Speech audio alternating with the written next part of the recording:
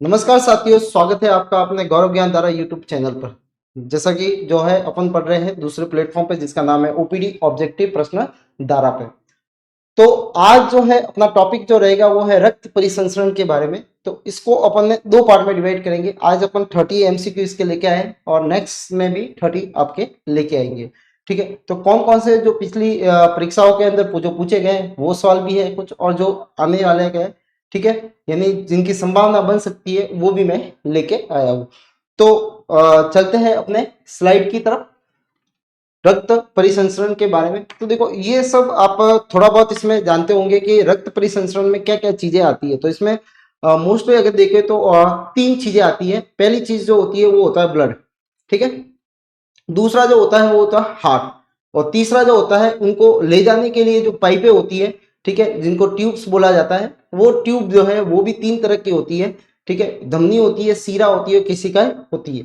तो ये तीन तरह की जो ट्यूब जो होगी उनसे वो कौन कौन सी है, उनके क्या कार्य हो, ठीक है, इनके बारे में अपन पहले पढ़ चुके हैं टॉपिक के अंदर।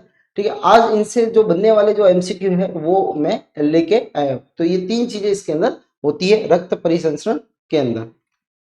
तो चलते हैं। पहला, निम्न में से कौन सी ऑक्सीजन, ठीक है, ऑक्सीजन रक्त का वहन करती है। निम्न में से कौन सी ऑक्सीजन रक्त का वहन करती है। तो देखो, ऑक्सीजन रक्त को वहन करने के लिए ऑक्सीजन वाला जो O2 वाला जो ब्लड होगा वो जाता है, एक तो ले जाने का काम कौन करती है, धमनी करती है। कौन करती है, धमनी करती है। ठीक है, तो ध्यान रखना, धमनी आते ही मतलब ऑक्सीजन वाला लेके जाएगी। लेकिन एक को छोड़ के अपवाद जो है ना उसका ध्यान रखना। अपवाद में जो है वो है पल्मोनरी धमनी। पल्मोनरी धमनी जो है, या आर्टरी जिसको बोल सकते हैं अपन, जिसको फुफ्फुसीय धमनी भी बोल सकते हैं।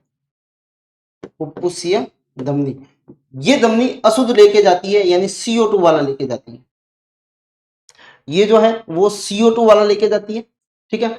और जो धमनियां जितनी भी है दूसरी बाकी, वो सब कितना लेके जाती है, शुद्ध रक्त लेके जाती है। ठीक है, तो देखो पल्मोनरी धमनी, पल्मोनरी में धमनी जो होती है वो अशुद्ध रक्त ले जाती है, मतलब ये तो नहीं है। ठीक है, पल्मोनरी सीरा, ये ध्यान रखना। अपवाद में एक और है सीरा। सीरा हमेशा, जिसको वेन बोलते हैं अपन, वेन हमेशा CO2 प्लस ब्लड होता है।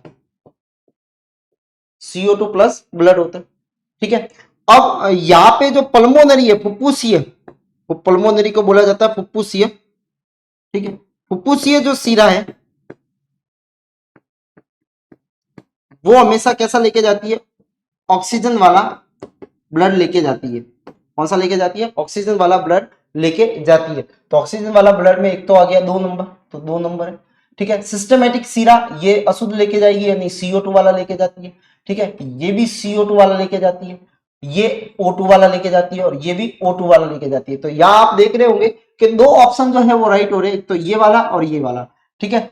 तो देखो 2 और 4 वाला जो होगा वो इसका सही आंसर होगा, यानी ऑक्सीजन वाला कौन लेके जाती है। तो ध्यान रखना, धमनी जो होती है वो शुद्ध रक्त लेके जाती है, ऑक्सीजन वाला रक्त लेके जाती है। लेकिन आपको ये देखना है कि फुफ्फुसीय धमनी नहीं होनी चाहिए। फुफ्फुसीय धमनी इसका अपवाद है।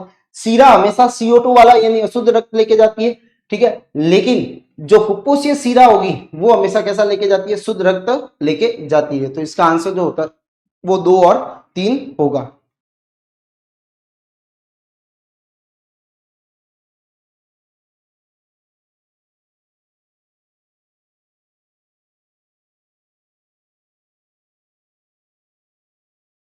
सेकेंड, रुधिर में उपस्थित प्रतिस्कंदन जो जमने से रोकता हो, जमने से रोकना।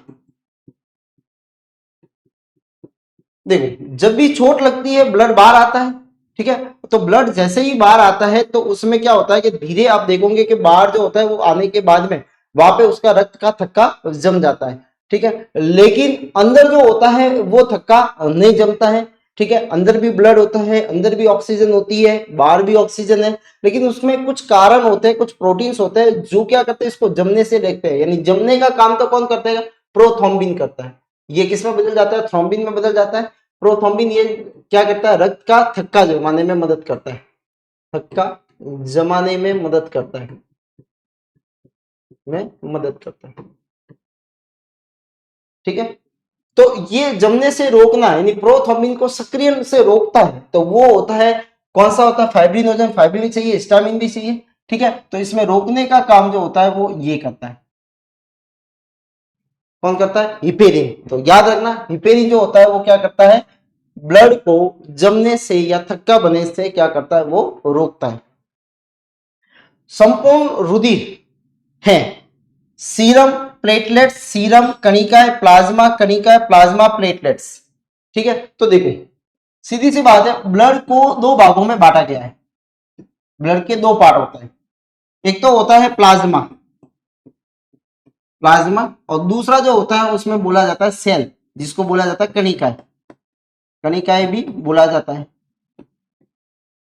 ठीक है, तो ये कणिकाएं जो होती है, तो यहाँ पे जो इसका आंसर जो होगा वो प्लाज्मा और कणिकाओं से मिलकर बना हुआ होता है, यानी इसका आंसर जो होगा वो 3 होगा।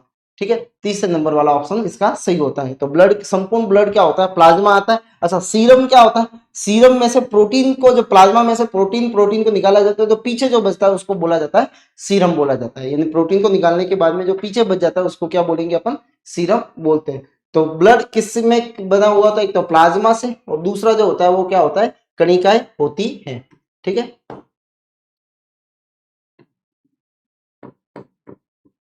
कणिका।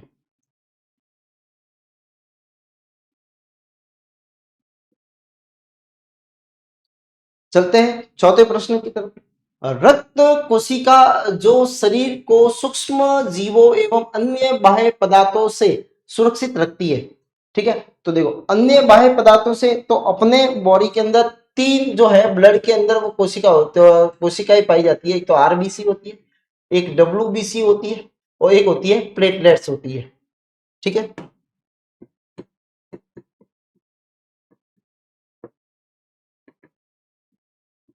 प्लेटलेट्स होती है। अब ये आरबीसी, इसको रक्ताणु, ठीक है, ये श्वेताणु, इसको बोला जाएगा एरिथ्रोसाइट भी बोला जाता है। ठीक है, क्या बोला जाएगा इसको, एरिथ्रोसाइट भी बोला जाता है। ठीक है, इसको ल्यूकोसाइट भी बोला जाता है, ल्यूकोसाइट भी बोला जाता है। ठीक है, और इसको बोला जाता है थ्रोम्बोसाइट, थ्रोम्बोसाइट। अभी आपको पता लग गया होगा थ्रोम्बोसाइट का मतलब क्या है, कि जो अभी आया था थ्रोम्बिन, प्रोथ्रोम्बिन। ठीक है, जो खून को, तो प्लेटलेट्स का काम होता है। ये जो होता है वो बाहर जो भी आएंगे जीवाणु वगैरह या सूक्ष्म जीव आएंगे, या इसको सीधा सा बोल सकते हैं अपन प्रतिजन, जो भी प्रतिजन आएगा बाहर से, उनके सबसे पहले फाइट करने का काम डब्ल्यूबीसी करेगी, जिसको बोला जाता है श्वेताणु।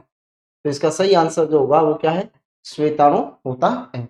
ठीक है, श्वेताणु को, रक्ताणु को आरबीसी, ठीक है, पट्टिकाणु को बोला जाता है। अच्छा, ये लसिकाणु जो है वो लिम्फोसाइट पे होती है, ये इसी का ही पार्ट होता है, लेकिन ये जो होता है वो प्रॉपर करता है अपने फाइट करने के अंदर। ठीक है, इसके भी बहुत सारे पार्ट होते हैं। ठीक है, डब्ल्यूबीसी के भी 2 पार्ट होते हैं। ठीक है, एक तो होता है ग्रेनुलोसाइट कणिका में, और दूसरा होता है अकणिका में, जिसको अग्रेनुलोसाइट में बोला जाता है। ठीक है, तो रोग से लड़ने की कौन करता है, डब्ल्यूबीसी करता है। श्वेताणु जिसमें सेम के बीज की आकृति का बड़ा केंद्रक होता है तथा भक्षाणु का कार्य करती है। ठीक है, तो देखो बड़ा केंद्रक और भक्षाणु का कार्य करती है। एक होती है बेसोफिल, लसिकाणु, लिम्फोसाइट, ठीक है, इओसिनोफिल या मोनोसाइट, या क्या होता है मोनोसाइट, जिसको एक केंद्रकाणु बोला जाता है, यानी बड़ा इसमें केंद्रक मिलता है। तो इसका सही आंसर जो होगा वो मोनोफेज होता है। ठीक है, ये भक्षाणु की तरह कार्य करती है। ठीक है, डब्ल्यूबीसी अगर देखा जाए तो डब्ल्यूबीसी 2 तरह की है। एक तो होती है कणिकामय, कणिकामय, ठीक है, और एक होती है अकणिकामय, अकणिकामय। ठीक है, इसके 3 प्रकार होते हैं, इसके 3 प्रकार होते हैं। ठीक है, एक तो होती है न्यूट्रोफिल, न्यूट्रोफिल होती है। ठीक है, एक होती है बेसोफिल, बेसोफिल होती है। एक होती है इओसिनोफिल, इओसिनोफिल होती है। अब सुनिए, अच्छा इसमें भी लिख देते हैं अपन,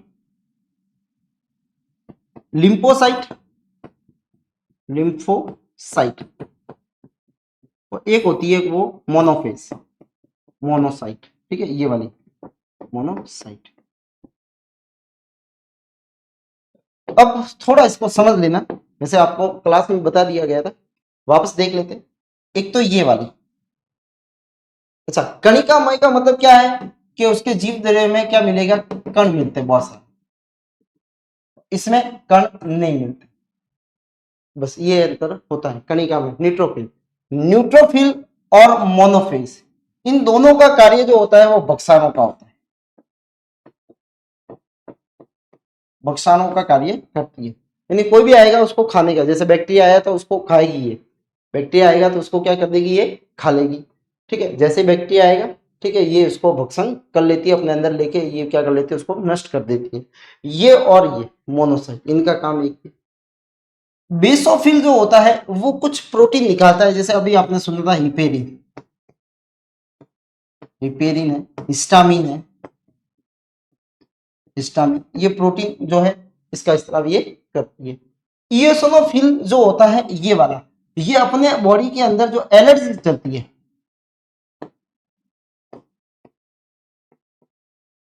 एलर्जी,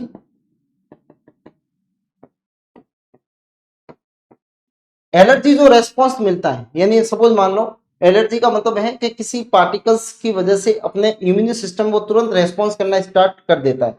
जैसे सपोज मान लो कोई व्यक्ति है वो बगीचे में गया, ठीक है, और बगीचे में जाते ही उसकी सीजिंग वगैरह स्टार्ट हो गई, यानी छींक है, खांसी है, वो स्टार्ट हो जाती है, ठीक है, तो वो वहां पे रेस्पॉन्स कौन कर रहा है, इओसिनोफिल करता है। कौन करता है, इओसिनोफिल करता है। फिर होता है लिम्फोसाइट, लिम्फोसाइट का एक ही काम होता है, वो क्या होता है, ये दो तरह की होती है, BNT, ठीक है, एड्स होता है ना, तो एड्स में जो ये टी वाली जो सेल होती है इसको नष्ट कर देता है वो वायरस, HIV वायरस। जब टी वाला, तो इसका काम क्या होता है, ये प्रतिरक्षी के निर्माण का कार्य करती है। किसका कार्य करती है, प्रतिरक्षी के निर्माण का कार्य करती है, ये प्रतिरक्षी का निर्माण करती है, ठीक है। तो प्रतिरक्षी का निर्माण ये करती है बी वाली, और टी इसमें मदद करती है, ये हेल्पर होती है, ये क्या है, हेल्पर है, यानी ये इसमें मदद करेगी। अच्छा HIV में क्या होता है, जो एड्स जो वायरस होता है, HIV वाला वायरस है, वो HIV वाला वायरस जो होता है वो टी हेल्पर सेल को नष्ट कर देता है। जब हेल्पर सेल ही नष्ट हो जाएगी तो सीधी सी बात है कि जो अपनी जो प्रतिरक्षी बनाने, जैसे सपोज मान लो एक एग्जांपल लेते हैं कि हलवाई है, ठीक है, सिंपल सा एक एग्जांपल है हलवाई वाला, कि हलवाई जाता है तो हलवाई वो शादी ब्याहों के अंदर जो होता है वो सारा काम वो नहीं करता, वो सब्जियां वगैरह वो जो भी है जो वो नहीं बनाता, ठीक है, केवल वो क्या देता है, इंस्ट्रक्शन देता है कि भाई ये देखो ये ऐसा करना है, ये ऐसा करना है। तो साथ में जो हेल्पर होते हैं, अगर हेल्पर नहीं आए तो केवल एक अकेला हलवाई कार्य नहीं कर सकता। तो उसी प्रकार से बी लिम्फोसाइट जो होती है वो प्रतिरक्षी यानी एंटीबॉडीज, प्रतिरक्षी का मतलब क्या होता है, एंटीबॉडीज, प्रतिजन, प्रतिजन को बोला जाता है एंटीजन, ठीक है, और प्रतिरक्षी को बोला जाता है एंटीबॉडी, एंटीबॉडी।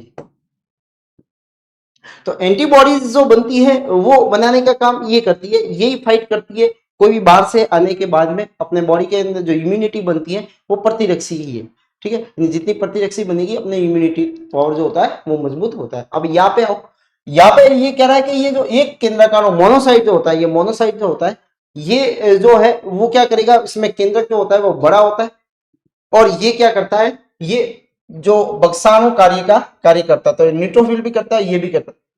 इसका केंद्र छोटा इसका बड़ा होता है, तो ये होते हैं WBC।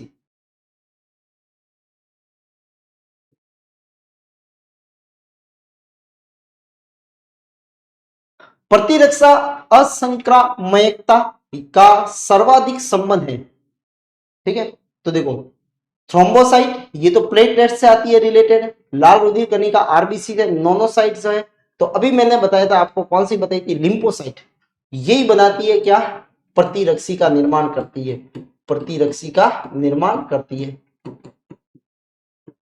और ये कितने तरह की बताई थी आपको, दो, B and T, ये दो तरह की होती है। तो इसका सही आंसर कौन सा होगा, लिम्फोसाइट होगा। बहुत अधिक ऊंचाई पे जाने पे मनुष्य की लाल रुधिर कणिका यानी आरबीसी की संख्या क्या होगी? संख्या होगी, आकार बढ़ेगा। का आकार बढ़ जाता है, आरबीसी का आकार छोटा हो जाता है, आरबीसी की संख्या बढ़ जाती है या आरबीसी की संख्या घट जाती है। ठीक है, अब इसका कारण ढूंढते हैं। जब अपन ये देखते हैं कि माउंटेनियर जो होते हैं जैसे जैसे ऊंचाई पे जाते हैं, पहाड़ी क्षेत्रों में जाते हैं, तो कहते हैं कि वहां पे ऑक्सीजन का लेवल कम हो जाता है, यानी ऑक्सीजन जो होती है वहां पे क्या हो जाती है, कम हो जाती है। ठीक है, अब ऑक्सीजन की सप्लाई ज्यादा से ज्यादा लेने के लिए वो उनको क्या चाहिए, देखो आरबीसी का काम होता है, ये आरबीसी का काम जो होता है वो ऑक्सीजन एवं CO2 के ट्रांसपोर्टेशन में मदद करती है, मोस्ट ऑफ तो करती है ऑक्सीजन में। ठीक है, क्योंकि ये अपने और भी आप डिटेल में जाओगे तो बाइकार्बोनेट के रूप में भी बाहर निकलते, प्लाज्मा के रूप में भी होते हैं। ठीक है, CO2 का ट्रांसपोर्टेशन। तो यहाँ पे आप देखोगे कि CO2 ऑक्सीजन जो है उसके ट्रांसपोर्टेशन में आरबीसी मदद करती है, यानी आरबीसी के साथ में ये बैठता है। आरबीसी में भी कौन सा, हीमोग्लोबिन, HB, हीमोग्लोबिन जो होता है वो इसके ट्रांसपोर्टेशन में मदद करता है, हीमोग्लोबिन का होता है आरबीसी में होता है। तो सीधी सी बात है कि आरबीसी की संख्या क्या करनी पड़ेगी, बढ़ानी पड़ेगी। तो आरबीसी की संख्या क्या हो, जितनी ज्यादा होगी वो ऑक्सीजन को उतनी ही ज्यादा मात्रा में लेके शरीर को क्या करेंगे, आपूर्ति करते रहेंगे। तो उनकी संख्या क्या हो जाती है, बढ़ जाती है ऊंचाई पे जाने पे।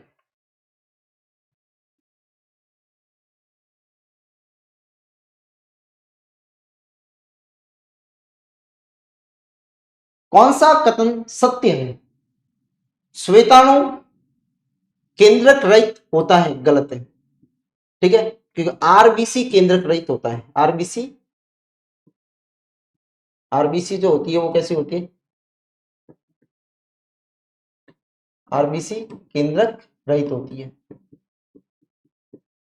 ठीक है, वर्ध एवं क्षतिग्रस्त लाल रुधिर कणिका प्लिया में नष्ट होती है।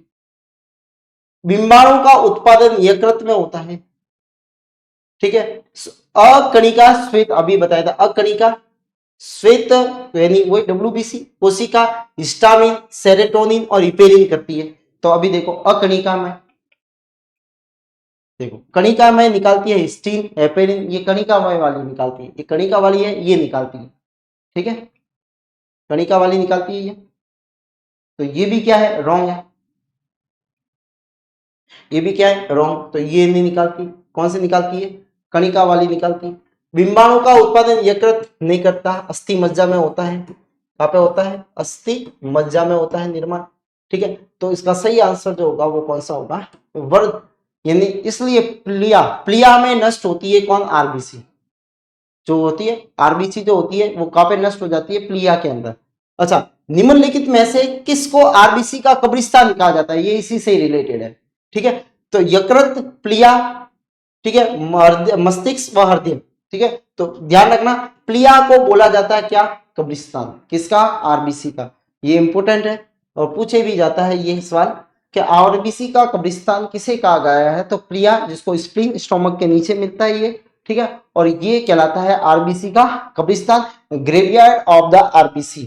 ठीक है, ये आरबीसी का क्या कहलाता है, कब्रिस्तान कहलाता है।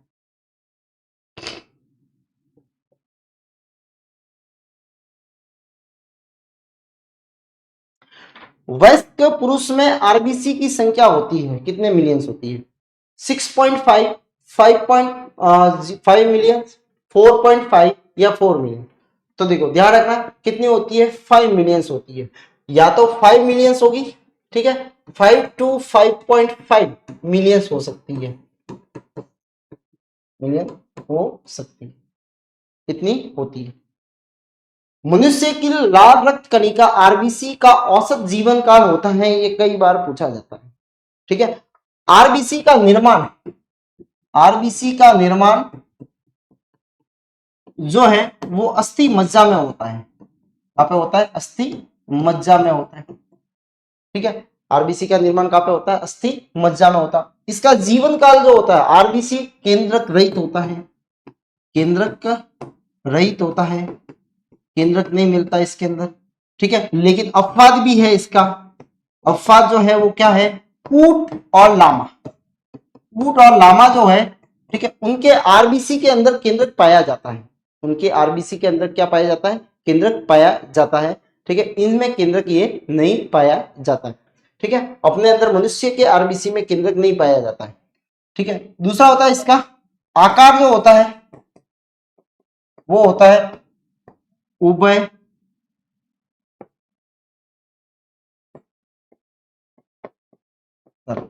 उभयावतल। अवतल जो होता है वो इसका क्या होता है, अवतल, दोनों तरफ से वो अवतल होगा। ठीक है, इसका जीवन काल जो होता है वो कितने दिनों का होता है, वो 120 दिन का होता है। कितने दिन का होता है, 120 दिन का इसका जीवन काल होता है। यानी 120 दिन बाद वो आरबीसी नष्ट हो जाएगी। नष्ट क्या होगी, प्लिया के अंदर, जिसको कब्रिस्तान बोला गया, वर्ध हो जाती है, वह नष्ट हो जाती है। बनेगी का अस्थि मज्जा में, तो नहीं बनती रहेगी, पुरानी 120 दिन बाद मरती रहेगी। ठीक है, तो ये होता है, तो इसका निर्माण अस्थि मज्जा है। ठीक है, लेकिन इसका जो अंत जो होता है वो प्लिया के अंदर होता है।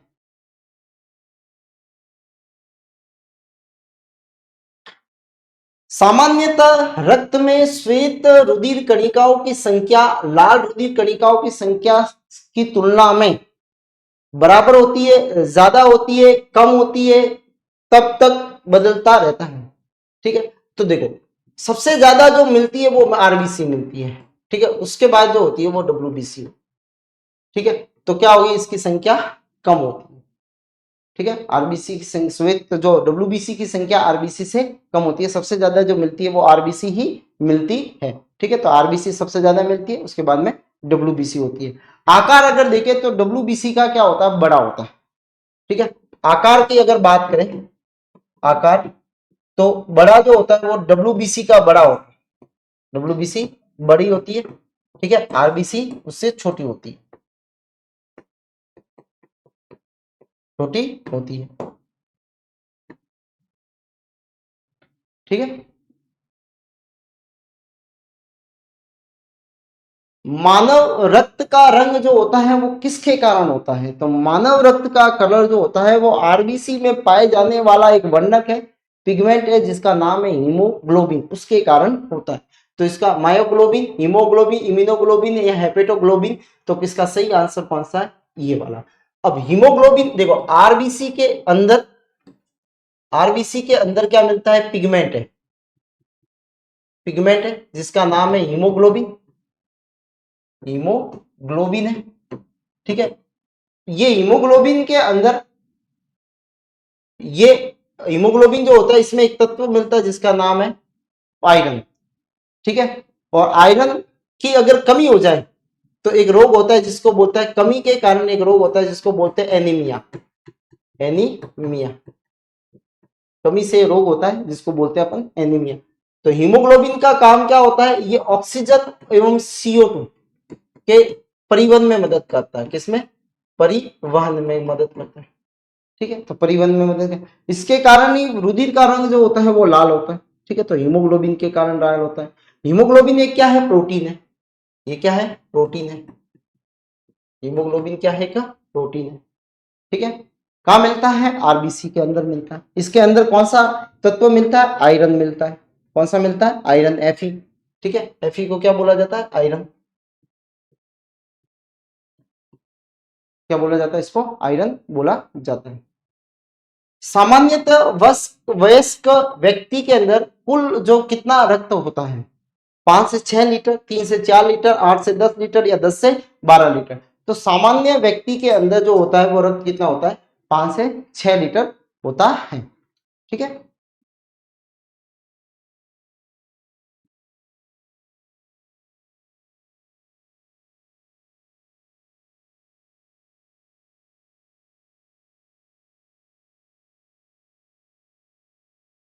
एक स्वस्थ वयस्क पुरुष में हीमोग्लोबिन की सामान्य मात्रा लगभग कितनी होती है।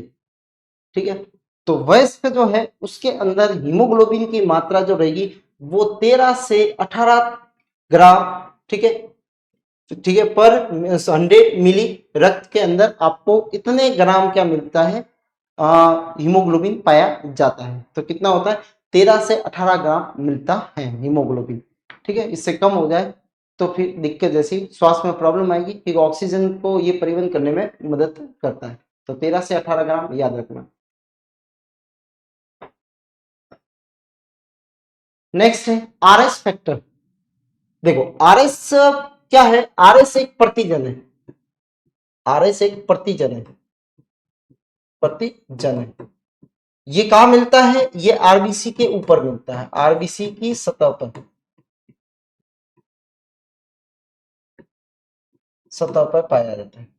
ठीक है, क्या ये किस किस सतह पे स्थित होता है, तो श्वेत रुधिर कणिका, लाल रुधिर कणिका, बिंबाणु या लिम्फोसाइट, तो ये कहां पे होता है, आरबीसी के ऊपर ये रहता है, आरबीसी के उस सतह पे पाया जाता है। अच्छा, ये आरएच कारक है जिसके कारण ब्लड जो होता है वो पॉजिटिव नेगेटिव होता है, अगर पॉजिटिव और नेगेटिव। ठीक है, अगर आरएस उपस्थित है तो उसमें पॉजिटिव होगा उसका ब्लड ग्रुप, और है तो अनुपस्थित है तो कैसा होगा, नेगेटिव होगा।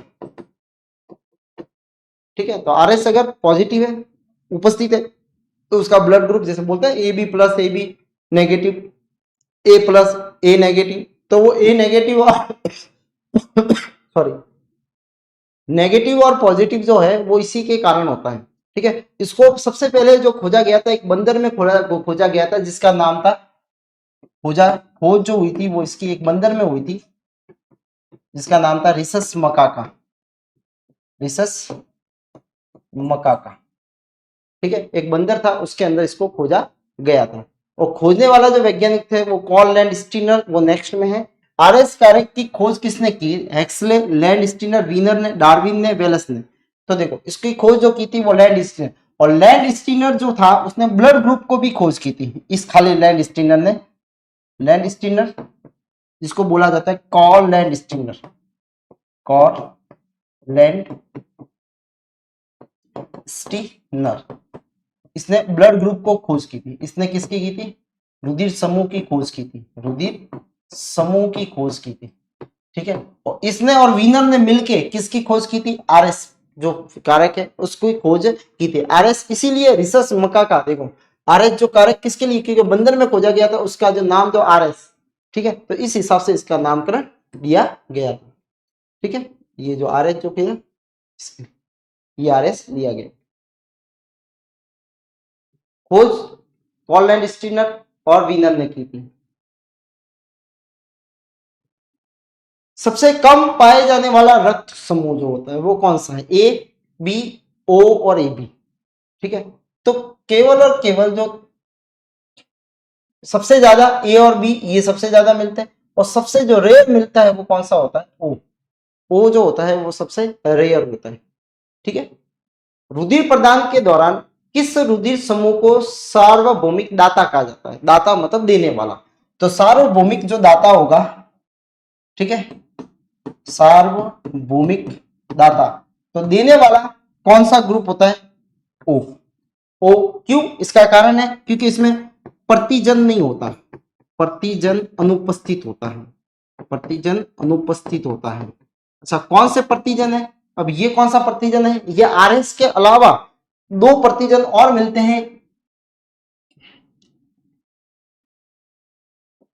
देखो प्रतिजन जो है ब्लड ग्रुप जो होता है, ब्लड ग्रुप के अंदर, ठीक है, तो एक तो होता है देखो ए बी, ए बी और ओ। प्रतिजन जो होता है, प्रतिजन दो तरह के, A and B, A and B, ये दो प्रतिजन होते हैं, ये प्रतिजन होते हैं। ठीक है, तो देखो प्रतिजन जो होंगे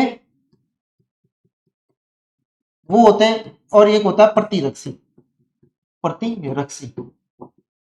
ठीक है, प्रतिजन इसके अंदर जो होगा वो ए होगा, लेकिन प्रतिरक्षी कौन सी होगी, बी होगी, क्योंकि खुद के लिए तो वो प्रतिरक्षी बनाएगा नहीं, बी के लिए बनाएगा, दूसरों के लिए बनाएगा। ठीक है, खुद के लिए थोड़ी बनाएगा, खुद के लिए होगा तो फिर अंदर क्या हो जाएगा, स्कंदन हो जाएगा, जम जाएगा। बी जो होगा उसमें प्रतिजन बी मिलती है, तो ये किसके लिए बनाता है, ये ए के लिए बनाता है। ठीक है, ए बी, ए बी जो होगा उसमें को जो प्रतिजन जो होती है वो कौन सी होती है, ए और बी दोनों होती है, लेकिन प्रतिरक्षी इसमें नहीं होती, इसलिए ए बी जो होगा वो सार्वभौमिक का क्या होता है, ग्राही होता है, किसी से भी खून वो ले सकता है। ओ जो होता है वो कैसा है, जिसके अंदर प्रतिजन तो एक भी नहीं है लेकिन प्रतिरक्षी दोनों बनती है, ए और बी। अच्छा, इसलिए ए बी ओ जो होता है वो ए से भी नहीं ले सकता, बी से भी। अच्छा कैसे, ए और अगर ये हो गया, ये प्रतिजन और ये प्रतिरक्षी, ये प्रतिरक्षी, ठीक है, और ये प्रतिजन, अगर ये दोनों सेम सेम हो गए तो इसका स्कंदन हो जाएगा। क्या हो जाएगा? स्कंदन हो जाएगा, जम जाएगा खून। चलो यहां पे अगर प्रतिजन बी है और प्रतिरक्षी बी, बी बी दोनों होगी, यानी इसका खून इसमें आ गया, ये वाला, ठीक है, और इसमें ये वाला, तो भी हो जाएगा। अच्छा, फिर अगर इस वाले को इसमें दिया था तो बी वाला है तो बी और बी हो जाएगा, ठीक है। अगर इस वाले का खून जो है वो ए में इसमें दिया तो भी ए हो जाएगा, ठीक है। ओ में दिया तो दोनों है, दोनों में हो जाएंगे। तो यहाँ पे सेम नहीं होने चाहिए बस, ठीक है। प्रतिजन और प्रतिरक्षी सेम हो गए तो स्कंदन हो जाएगा, ठीक है। तो सार्वभौमिक जो कौन सा होता है? दाता ओ, और ग्राही जो होगा, ग्राही वो कौन होता है? वो ए बी होता है। कौन सा होता है? ए बी जो होता है वो क्या होता है? सार्वभौमिक ग्राही होता है, क्योंकि ए बी में क्या होता है? प्रतिरक्षी नहीं बनती, प्रतिरक्षी नहीं बनती, नहीं होती। जब प्रतिरक्षी नहीं होगी यानी लड़ने वाला ही नहीं होगा तो सीधी बात है कोई भी आ सकता है। जब सीमा पे कोई लड़ने वाला ही नहीं होगा तो वो आक्रमण करके उस पे अधिकार कर सकते हैं, ठीक है। तो सीधी सी बात है, बॉडी के अंदर ए बी वाला जिसका खून है उसके अंदर अगर प्रतिरक्षी ही नहीं है, तो प्रतिरक्षी नहीं है यानी जो जाएगा प्रतिजन उसके अगेंस्ट में प्रतिरक्षी बनी ही नहीं है तो उसको मारने वाला ही नहीं बना, तो वो खून ले सकता है, ठीक है। तो सर्वत्र ग्राही जो होता है वो सार्वभौमिक ग्राही जो होता है वो कौन सा होता है? ए बी होता है। और दाता जो होता है वो कौन होता है? ओ होता है। ओ ब्लड ग्रुप जो होता है वो क्या होता है? दाता, सार्वभौमिक दाता या यूनिवर्सल जो होता है डोनर होता है। स्क्रीनशॉट ले लो इसका।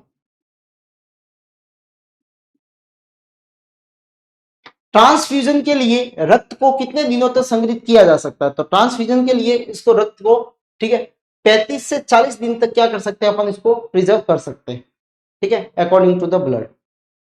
रक्त समूह ए बी का में प्लाज्मा में उपस्थित प्रतिरक्षी, अभी बताया देखो, ए बी में प्रतिरक्षी होती है कि नहीं होती है? एंटीबॉडीज होती है कि नहीं होती? ए बी में एंटीबॉडीज नहीं होती है, तो केवल एंटी बी होता है, एंटी ए होता है, एंटी ए और बी दोनों होता है, या ना एंटी ए होता है ना एंटी बी होता है, ना तो ए होता है ना बी होता है। तो इसका क्या आंसर होगा? 4 नंबर वाला। तो ए बी जो होता है उसमें कोई एंटीबॉडीज नहीं होती है, ना ए होती है ना बी होती है, इसलिए वो सबसे खून क्या कर सकता है? ले सकता है।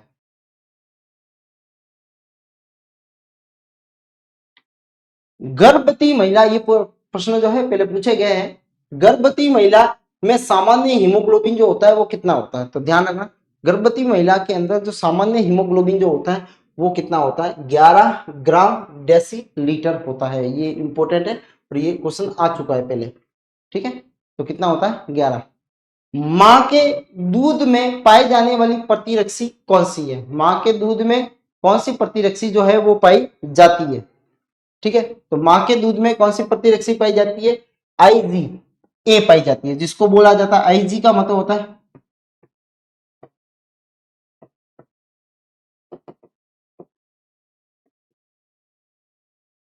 इम्यूनोग्लोबुलिन, ठीक है, इम्यूनोग्लोबुलिन, जिसमें आईजीए जो होती है वो मदर के प्लेसेंटा के साथ में, प्लेसेंटा जिसको अपरा बोलते हैं, ठीक है, के साथ में बच्चे में आती है, से बच्चे में आती है, ठीक है। वहां से ये कहां पे आती है? बच्चे के अंदर ये आती है, ठीक है। तो ये एंटीबॉडीज होती है, और जो मदर के मिल्क में मिलती है वो कौन सी होती है? आईजीए होती है।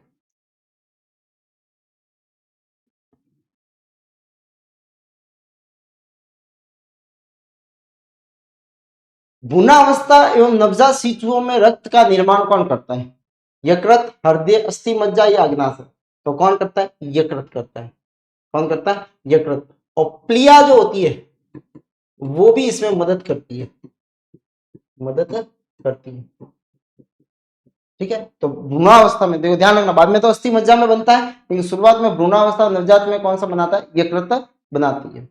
लाल रक्त कणिकाओं का आकार जो होता है वो कैसा होता है? ठीक है, लाल रक्त कणिकाओं का आकार जो होता है गोलाकार नहीं होता, उत्तलाकार भी नहीं होता, अनियमितकार होता है या कोई नहीं होता है, तो इसमें से कोई नहीं है। ठीक है, क्योंकि इसका क्या होता है उभय उभयावतल होता है। कैसा शेप होता है उभया अवतल शेप होता है, यानी अवतल शेप की तरह होती है दोनों तरफ। ठीक है, दोनों तरफ से इसका आकार जो होता है वो कैसा होता है अवतल की तरह होता है।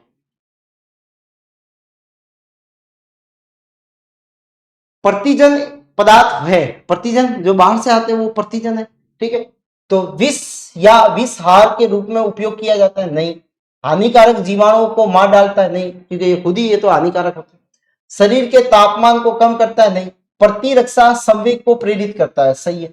यानी अपने जैसे ही आएगा अपना इम्यूनिटी सिस्टम क्या हो जाता है एक्टिव हो जाता है, क्या हो जाता है एक्टिव हो जाता है, तो कौन सा होगा प्रतिरक्षा। यानी देखो प्रतिजन बाहर से आता है और इसके लिए अपनी बॉडी क्या बनाती है, शरीर क्या बनाता है प्रतिरक्षी बनाती है, क्या बनाती है प्रतिरक्षी, और दोनों आपस में अभिक्रिया करके इसको क्या कर देते हैं नष्ट कर देते हैं, इसको नष्ट कर देते हैं।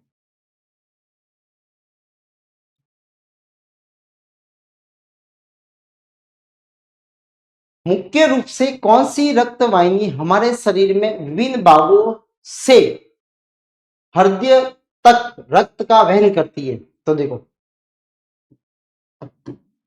हृदय जो होता है उसके अंदर जो हृदय के अंदर जो रक्त जो होता है उसके अंदर जो है वो हृदय के अंदर जो रक्त लाती है, ठीक है, वो हमेशा होती है सीरा। कौन होती है सीरा होती है। ठीक है, और हृदय से जो रक्त बाहर लेके जाती है वो हमेशा होती है धमनी। वो कौन सी होती है धमनी होती है। ठीक है, तो सीरा हमेशा रक्त को लेके आएगी अंदर, अंदर की तरफ लेके आती है। ठीक है, और धमनी जो होती है वो रक्त को हमेशा बाहर की तरफ लेके जाती है, तो हृदय तक वहन करती है। ठीक है, लाने का काम कौन करती है सीरा करेगी। कौन सी करती है सीरा करती है, जिसको बोला जाता है वेन। क्या बोला जाता है वेन, इसको बोला जाता है आर्टरी। ठीक है, इसको बोला जाता है कैपिलरीज, कैपिलरीज बोला। निम्नलिखित में से कौन ऑक्सीजन युक्त रक्त को वहन करती है, देखो तो वेन से बनता है, वेन जो होती है ठीक है ऑक्सीजन वाला वहन नहीं करती, केवल कौन सी करती है पल्मोनरी जो होती है वही करती है। ठीक है, तो ये कह रहा है ऑक्सीजन युक्त जो है कौन सी जो है उसमें ऑक्सीजन युक्त धमनी है, तो सुपीरियर वेना केवा जो ऊपर से आती है, जैसे यहां से ऊपरी वाले भाग से आएगी वो सुपीरियर वेना केवा होगी। ठीक है, जो ऊपर से आती है वो क्या होगी वेना केवा, ये अशुद्ध लेके जाती है, ये भी CO2 वाला लेके जाएगी, ये भी CO2 वाला लेके जाएगी। पल्मोनरी ये भी क्या होती है CO2 वाला लेके जाएगी, इसमें से कोई नहीं, तो इसका आंसर क्या होगा इनमें से कोई नहीं होगा। ठीक है, तो लेके शुद्ध ऑक्सीजन वाला दो ही जाती है, अभी बताया था एक तो जाती है धमनी और दूसरी जाती है वो आती है फुफ्फुसीय, फुफ्फुसीय जो होती है सीरा। ठीक है, यही दोनों ऑक्सीजन वाला लेके जाती है। ठीक है, बाकी जो होती है वो कैसा लेके जाती है CO2। ल्यूकेमिया रक्त कैंसर, जिसको ल्यूकेमिया बोला जाता है रक्त कैंसर में निम्नलिखित में कैंसर का लक्षण निम्न में से किस असामान्य वृद्धि को बताता है, तो देखो ल्यूकेमिया जो होता है उसमें क्या होता है लाल रक्त कोशिकाओं में वृद्धि होती है। ठीक है, श्वेत रुधिर कणिकाओं में या रक्त पट्टिकाओं में या रक्त प्लाज्मा में, तो कौन सी होगी WBC के अंदर चेंजेज आ जाते हैं। ठीक है, जिसको बोला जाता है क्या इनकी संख्या लगातार बढ़ती रहती है। तो ये जो है वो क्या है WBC की संख्या जैसे ही बढ़ती रहेगी तो ये ल्यूकेमिया का जो सामान्य से अगर ज्यादा है तो ये ल्यूकेमिया का वो जो है वो क्या है साइन है। ठीक है, तो ये इस तरह के जो है क्वेश्चन अपने जो ये पहली जो पिछली जो एग्जाम है उनके अंदर भी पूछे गए थे। ठीक है, तो इनको अपने बताया, इसका दूसरा पार्ट जो होगा वो अपन नेक्स्ट में लेके आएंगे। तो आज की क्लास में इतना ही, मिलते हैं अपने अगली क्लास के अंदर। ठीक है, तब तक के लिए धन्यवाद, आपका दिन शुभ हो।